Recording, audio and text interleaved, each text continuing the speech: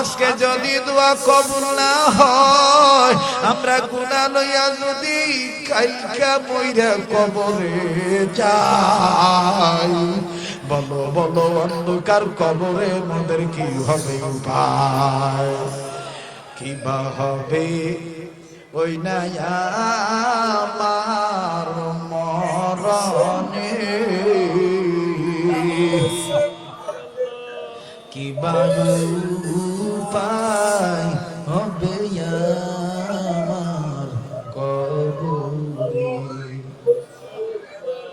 কি বা উপায় হবে আমার হাসরে।